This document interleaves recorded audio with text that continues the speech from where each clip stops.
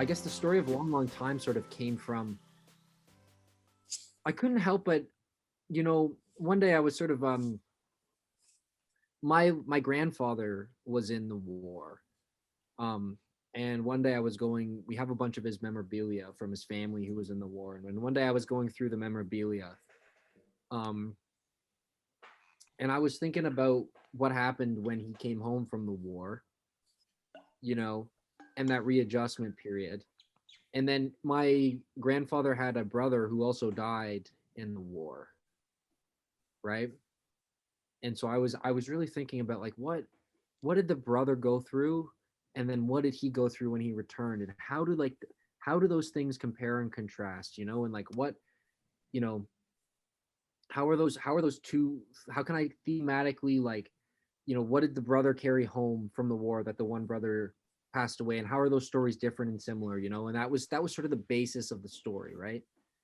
It's sort of thinking about that, and that sort of led me down this path about returning home from war, and then the story I ended up telling, right? Right. um So it was coming from a place that that was close to you. It was coming from someone that clearly inspired you, and you wanted to learn more about from that era. I exactly, but it's not a true story in any way. It's Mm, just it's I took that road that inspired me, and then wrote sort of my own story based off of some of the themes that I thought might have been applicable for that. mhm. And so I guess in the preparation for playing Vince from an acting standpoint, it was a lot about, Vince is traumatized and has PTSD and coming back from the war. So it was like I was going to like the veterans halls, when we were looking. um I would go to the veterans halls and I'd sit there for a long time. I'd sort of talk with them. I'd look through all the photos and all that, right?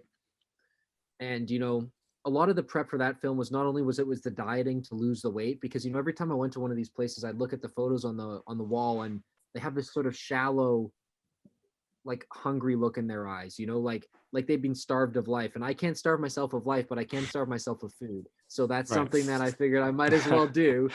That's good. And so yeah, so that That's what we call and it was just creativity. exactly, and it was just about sort of trying to, the character that I play is like a vehicle for the story. It's kind of like the driver in Drive. It's his, like, he's walking you through the story and introducing you to all these other people, and he is the sort of the heart of the story in a way, right? Absolutely. um yeah, and I guess that like helped me direct Alex in a sense as well, because Alex's character is totally different from my character. He's the polar opposite in a sense, right? Right. But they sort of have this brothership from when they were like in the war. And that's something that Alex and I sort of shared, and why he was perfect for the role, because underneath all the acting and all the characterization, we still had this camaraderie that we've had for years. Of So course. that was why he was perfect for that part, and why we put him in that part. And when we got there, we had the camaraderie already. It was just about Yeah. honing in the details about the specific Capturing it. characters that we were playing. Yeah. Capturing, yeah, that moment. And I can see it right now, like on this Zoom call, right? Like this podcast episode.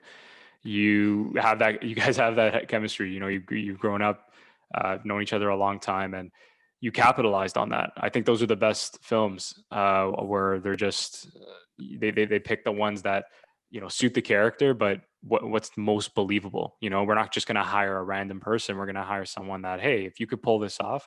And looking at the shot, because just followed you on Instagram, Alex. Um, I bought it. I see you in that era. Like, while talking to you now, right? Obviously, I don't know much about you, but when I saw you in that light, it completely changed your look and transformed Yeah. you, and it kind of thrown you back into that era. And I'm sure you're getting tons of compliments for that believability, that authenticity, right? And credit to the director for, being responsible for, I guess, that casting. Or did you hire yourself, Alex? Um, I don't. I guess. I don't know. I can't. No comment. No comment. No, no Yeah, yeah. pressure. No I don't know. pressure. He's But I want lucky. I to. wrote the part for him, Oh, so he had no competition. So it was oh, there you go. There you go. That's what a good friend he does. I did some love it. casting for some of the other parts, but that part was always for Alex. It's a very specific part, and it was written for him, so it was great. That's great. So That's perfect, man. yeah, And that's, I think those are the best projects, right? When you hear something's written for you and you can't see it any other way, you just know how the mannerisms, how they move, how they talk. And again, you said you've captured that chemistry beautifully. So just by describing it, looking forward to seeing that dynamic on screen.